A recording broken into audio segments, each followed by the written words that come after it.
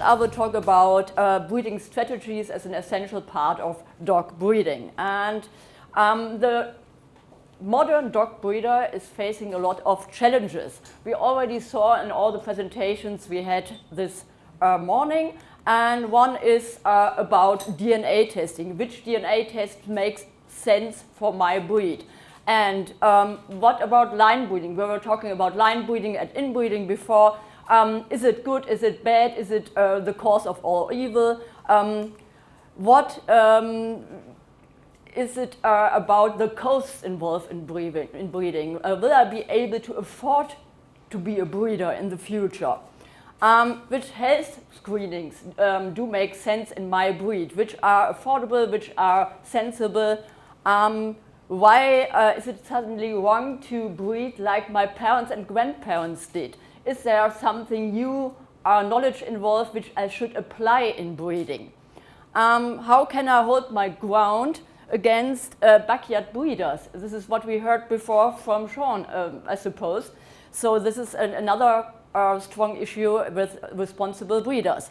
And the last one, how can I deal with customers getting more and more critical? This is what we heard in Attila's presentation about customers seeing dogs as objects with a guarantee. So these are all questions which come to mind when we think of modern dog breeding. I will tell you a little story about greyhounds, which is my original breed. In 2003, greyhound breeders got aware of a new neurological disease in greyhounds. It turned out to be a monogenic recessive mutation, and thus a DNA test was quickly developed, and it was established in 2009. This poor dog happened to be in the ownership of a friend of mine, which is a veterinarian working at the chair of molecular genetics in Munich, so she was a very strong driving power behind the development of that gene test. Breeders worldwide embraced the possibility to use that test, and they tested dogs, and since the establishment of the test, only 1 litter was born with affected dogs, and those breeders said, oh, I don't have that in my lines, so I don't test my dogs, and as such he got 3 affected dogs which did not live until 9 months of age. So this is a mutation which will which strongly affects dogs and which will lead to the dogs dying. Okay, dying at a very early age. Because of most of the greyhound breeders testing their dogs, the prevalence of the mutation was reduced from high to low in just a few years. So you could say they had done everything right. No, they didn't, because the cause of why the mutation could spread so widely in the population was not addressed at all.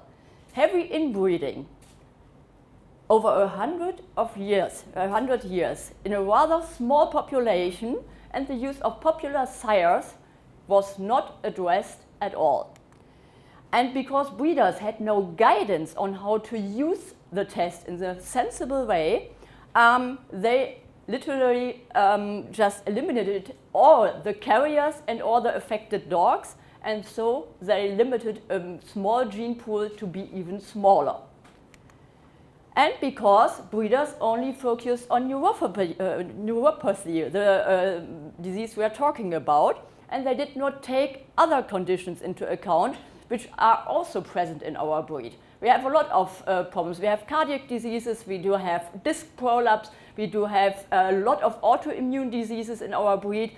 Just a big bundle of diseases you can find in show greyhounds, and they were just absolutely ignorant about them and just said, okay, neuropathy is the only condition to address.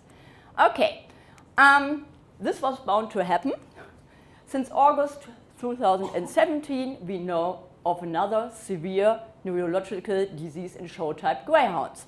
it was funny because my friend, which originally found the mutation, she was giving a talk in Norway at the first World Greyhound Congress about that problem and how we attacked it, and everybody said, oh, we did so well, and she said, no, we didn't. She said the same things I said before, and in the break, two breeders approached her and said, okay, I have a video of my dog, is that the condition you are talking about? And she said, no, this is something completely different, and now we have something new, something even more severe.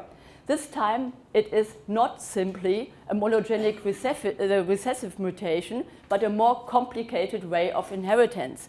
In addition, diagnostics are costly and complex. Thus, we cannot hope to find a DNA test soon, and not a realizable health screening or mass screening for that disease as well, because it's so expensive. Unfortunately, the origin of that mutation is to be found, presumably, in lines which have been and are being still used a lot for breeding all over the world. So in every show type greyhound of today, you find those lines, and even in a very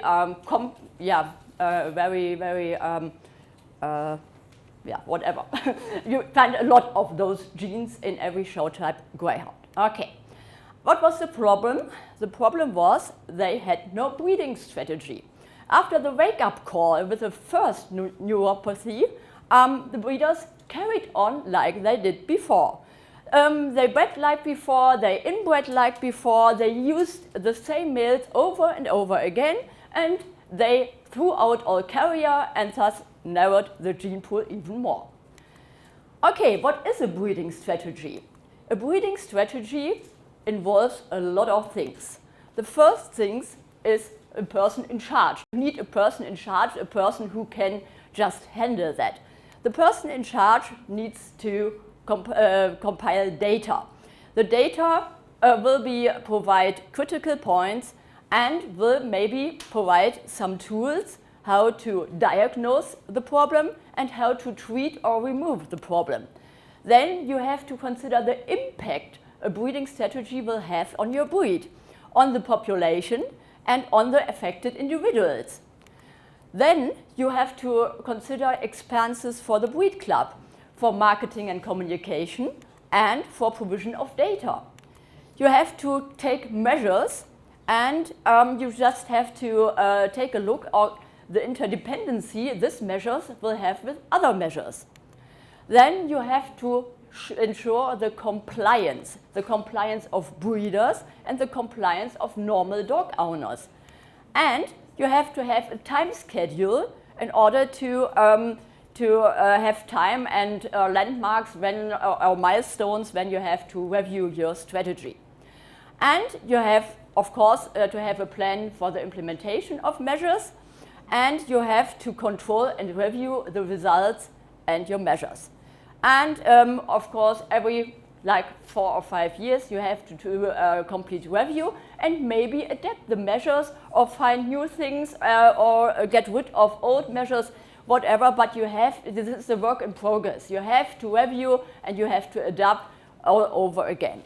Okay, this is a breeding strategy. You can see it's quite complex, and it is not about, oh, we have a problem, we just find a gene test and the problem is solved and everything is fine again. Okay. A sensible breeding strategy should cover at least the following areas. The population development. How high is our score of inbreeding? How many individuals do we have? How many breeders do we have? How many animals are bred each year? These are all very interesting points. Then, of course, health and reproduction. Health issues, I would not go into that anymore, but reproduction is also a specific point of interest. As we heard before, that massive inbreeding can lead to inbreeding depression, which also can lead to smaller litter sizes. So just take a look at that. Then temperament and working ability. You would like to have a happy, healthy, and a dog of a good character, so you should not ignore the temperament and character thing. And at last, you should take a look at conformation. Do we have any conformation issues like exaggerated conformation? Do we have some conformation points which will lead to health issues? Just keep that in mind when doing your health strategy. Okay, good templates for that can be found in the breed-specific health breed-specific breeding strategies, RAS, which are provided by the Scandinavian kennel clubs and which are mandatory for their breed clubs. Each breed club has to do a breed-specific breeding strategy for their breed. Okay, I brought you some best practice examples from Germany because I am from Germany. Just a word in advance, in Germany we have a rather special situation because the stud books are held by the respective breed clubs and not by the kennel club. If you want to register your purebred dog, you have to apply to the breed club and not to the kennel club. Therefore, the breed clubs have somewhat more power over the breeders than we have in other countries. Okay, therefore, the breed clubs are in charge for the breeding strategies for their respective breeds, and so I brought you some examples. Okay, the first one is from a breed called Hoverwart. It's a German native guard dog breed, if you don't know it. So the Hoverwart, as all large dogs, has a problem with hip dysplasia. And of course, they discovered that it was not so easy to control. We heard about that earlier on. Okay, German Weimaraner Club is a good example for a strategic and successful battle against HD. This is how they address different stakeholders in case of that issue. First group to target is the breeders and the stud dog owners. If you want to breed your Hoverwart in Germany, you have to have a breeding permission. Breeding permission for each dog is only granted when its hip X-rays are rated A or B by an independent expert. So far, so good. In addition, there is the personal contribution of each respective breeding dog, but there is an estimated HD breeding value for each dog, which is calculated. And it is calculated on the basis of its relative results and of the results of its offspring. And the German Hoverwart Club says a mating should not exceed a specific value. With a breeding value, each dog gets a breeding value which can change over time. If he produces exceptionally good offspring, then his breeding value will get better. If he will produce some sick dogs in regards of hip dysplasia, his breeding value will get lower. And so the German Hoverwart Club says, okay, if you mate those two dogs, the breeding value of the expected litter should not be above this value. Okay, bitches are only allowed to have 3 litters and males are only allowed to have 5 matings in their whole lifetime. Okay, if they want to have approval for further matings, for a bitch after 3 litters or for a male after 5 matings, this can only be granted when at least 70% of this dog's offspring has been X-rayed for HD. So then you can get approval for additional matings. Breeders as well as stud dog owners pay a fee for each registered puppy of their dogs to the club's Solidarity Fund, and every club member may claim financial support from that fund if their dog gets one of the problems which are issued or which are targeted by the Hoverwart Club's breeding strategy. So if you buy a puppy, a Hoverwart puppy, and it develops severe hip dysplasia, you can address the club and say, okay, I have some veterinary costs, give me back some money, and they will just give it to you from those funds. The HD results and the HD breeding values of all dogs are accessible to all club members via an online database. So everybody knows everything at the same time, and you just can plan your strategic meetings, and you are informed about the breeding values and the HD result of each breeding animal in the club. So these were the breeders and the stud dog owners, and now you have the dog owners.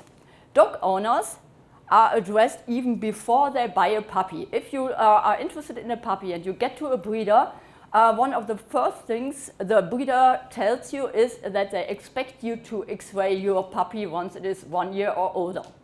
And this is just some very normal thing for Hoverwart buyers in Germany, that they say, okay, of course, if I want that puppy, I will agree on that. Some breeders even add a deposit on the puppy price, which will be refunded to the dog owner once the dog has been X-rayed. The public is addressed as well. Prospective puppy buyers are addressed by widely spread advertising campaigns about the merits of buying a Hoverwart puppy bred by that club, because they say we do something good and we speak about it. And so everybody needs to know what we do and why you should buy with us and not with some backyard breeder in your neighborhood. And we also have some influencers connected to the breed club's activities to improve our products. There's a steady flow of information between the clubs and scientists.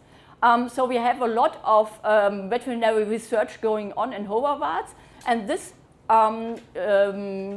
leads to the Hoverwart being cited in scientific literature as a good example or as a well-investigated example. So even the scolded veterinarians know, okay, there's a breed club who's doing something about it, and refer to puppy buyers and say, okay, if you want a large breed dog, maybe you should consider a Hoverwart because there's one club who's doing something good about it. Okay, and also addressed by the breeding strategy are a lot of more points. I showed you in the first slide, this is very complex, so they are just dealing with the, other issues as well. All Hoverwarts which are used for breeding do have mandatory eye exam and a voluntary heart exam. Conformation and temperament is tested in 2 different tests, one for young dogs and one for adult dogs, and only then you can breed your dog. And for each mating, the average COI should not exceed 5% in 5 generations. And you have that solidarity fund I already mentioned, which refunds veterinary bills if a Hoverwart bred by somebody of the club is diagnosed with HD, with OCD, with liver shunt, with DCM, with aortic stenosis, pulmonary stenosis, and also the fund pays some money if you have a dog with a suspected degenerative myelopathy and you want to diagnose it further.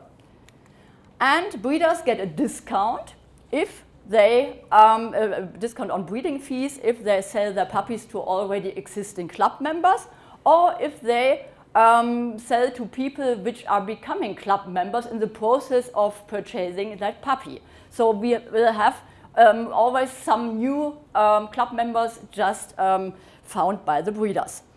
Public relations activities, of course, are part of the breeding strategy. We are on all major all-breed dog shows with information booths, with breed presentations, and there is a member and leadership of the German Hoverwart Club of the global umbrella organization IHF in order to ensure quality and uniformity in Hoverwart breeding worldwide. And German club is just leading the way, and the other clubs in other countries follow. Okay, this is the Hoverwarts. Then we have another best practice, another German breed, the Weimaraner.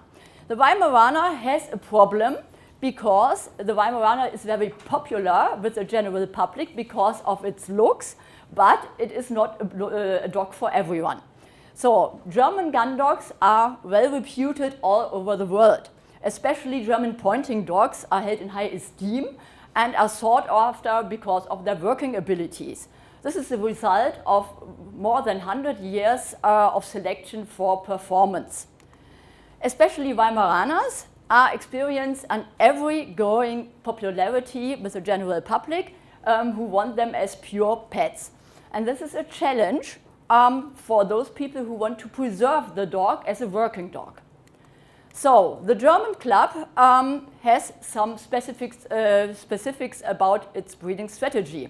Besides the usual requirements, like proven working ability, like low COA of matings, like a restricted number of reproductions, like health screenings, conformation and temperament tests, the Weimaraner Club assigns its breeder to only sell their puppies to active licensed hunters. If you are not a hunter, you cannot buy a German Weimaraner with Kennel Club paperwork. You just wouldn't get one. Okay. In order to make sure that a German hunter can afford a Weimaraner, the German club said, okay, we recommend a puppy price which is quite on the lower end of the scale. I think some years ago it was like 800 euros. Normally a pedigree dog in Germany costs about 1,000 to 1,500 with very popular breeds like Rhodesian Ridgebacks are about 2,000 to 2,500 euros. So the Weimaraner is in fact a quite cheap pedigree dog, but it cannot be purchased by everybody. So they ensure that the breeders need a lot of enthusiasm to breed at all, but on the other hand, their work will be appreciated by the people they are breeding for, the active hunters. Proof of concept is a fairly steady number of puppies registered each year, and a huge domestic and foreign request for real Weimaraners, backed by hunters and for hunters.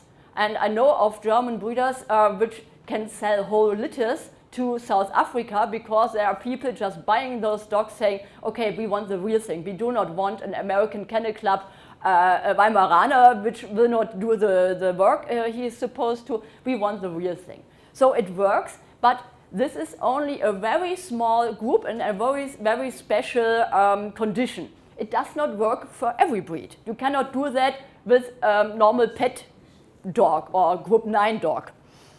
Okay, best practice 3, Rottweilers, another German breed. The German Rottweiler Club, ADRK, is a club which is known for its fast reactions towards undesirable developments. Many of you know that Peter Friedrich, the chair of the German, or president of the German Kennel Club, is a Rottweiler person, so he's very active and influencing in that topic as well. So they started using estimated breeding values quite early on hip dysplasia and ED, like 20 years ago, and they have always had a very demanding test for breeding selection, conformation, working ability, and temperament. And the uncompromising pursuit of health, performance, and temperament earned the ADRK best of reputations among Rottweiler fanciers all over the world. So what really stands out is a very fast reaction towards undesirable developments in the breed and the continual adjustment of their breeding strategy.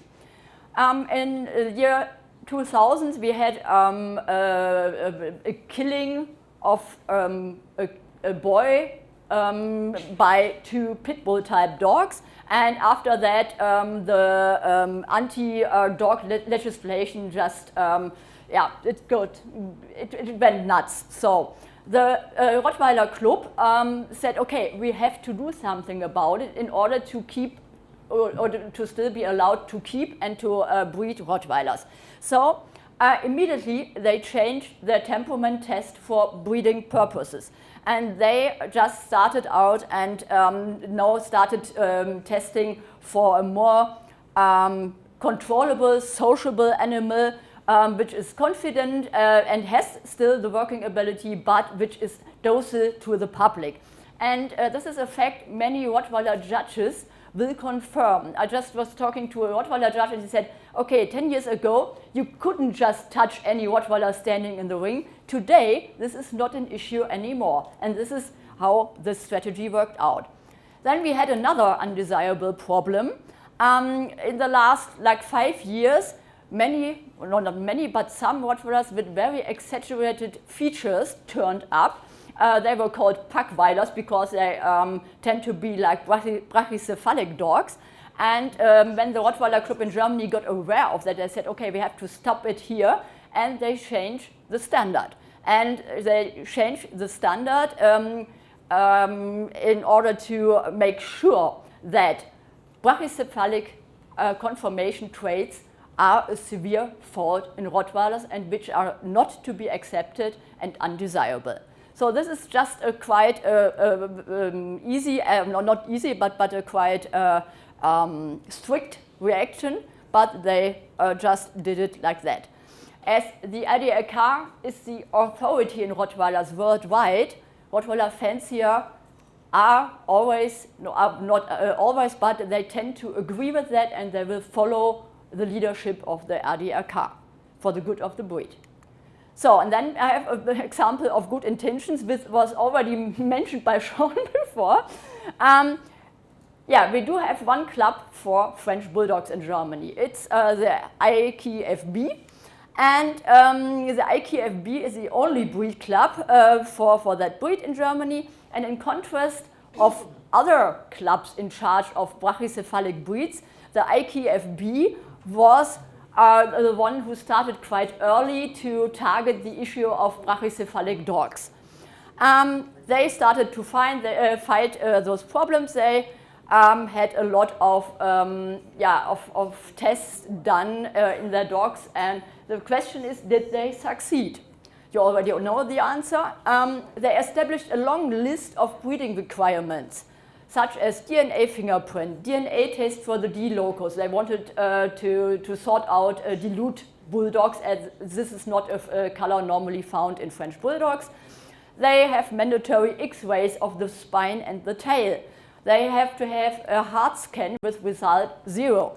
And they have to do a fitness test, a walking test in fact. And they do have to have a patella exam.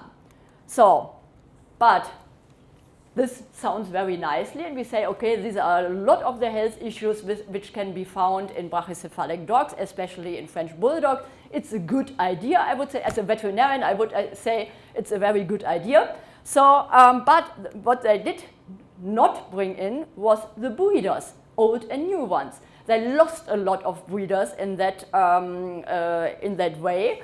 And they didn't get any new breeders because they said, oh, they are so strict, I don't want to breed here.